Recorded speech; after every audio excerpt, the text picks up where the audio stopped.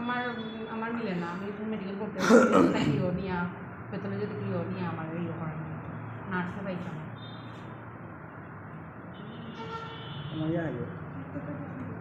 ওনার ব্যান্ডটা খুবই স্লো, হ্যাঁ খুবই থিন।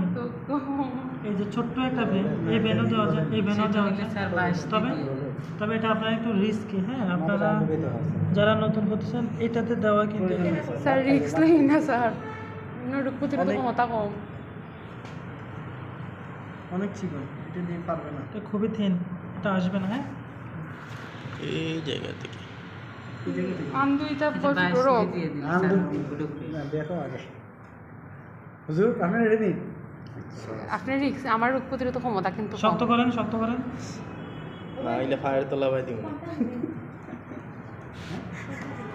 এটা দিয়ে আসাটা রিস্কি, ঠিক আছে, তবে আমরা ট্রাই করতে পারি। হুজুর ট্রাই করবেন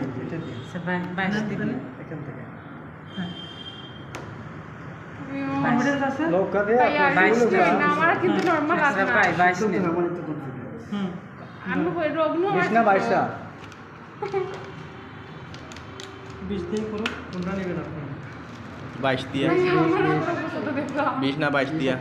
22 দিয়ে করলে কোনো লাভ নেই, কারণ স্যালাইন তো আর 22 দিয়ে দিতে পারবেন না। না আমরা তো স্যালাইন দিতাম না, ওনার রোগই তো ছোট, ওনার রোগ ছোট এই জন্য। সাদা হুকা টাকা দেব। তাহলে ফার্স্টে কী করবেন হুজুর, এটা হলো এভাবে আছে, এভাবে করে দেবেন যাতে করে একদম ভালো করে বসে, ঠিক আছে। আর এটা কী করবেন, এটা খোলা থাকবে আর এটা খোলা থাকবে, ঠিক আছে। আর এটা একটু এইভাবে রাখবেন যাতে আপনার কাজের সুবিধার্থে আপনার যেভাবে দরকার ওইভাবে করবেন, ঠিক আছে। এখন আরেকটা কথা হলো এটা, এই যে এটা যে নিচ্ছেন, নেওয়ার পরে এই তাহলে এখন আপনি তাহলে এটা রেডি করছেন, রেডি করছেন, এটা কি করবেন আবার দেখাই দিই, মাঝখান থেকে 4 পাশে যাবেন, ঠিক আছে।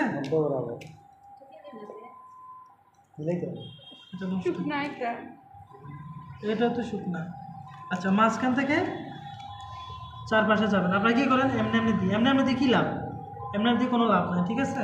তাহলে কি করতে হবে, কি করতে হবে তাহলে আপনি ক্লিন করে দিল।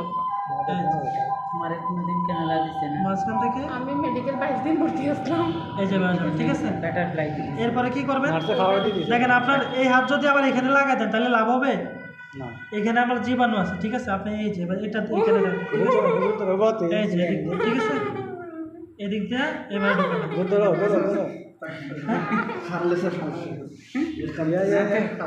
তো কি চকুর পানি না হওয়া পর্যন্ত চলতে থাকবে।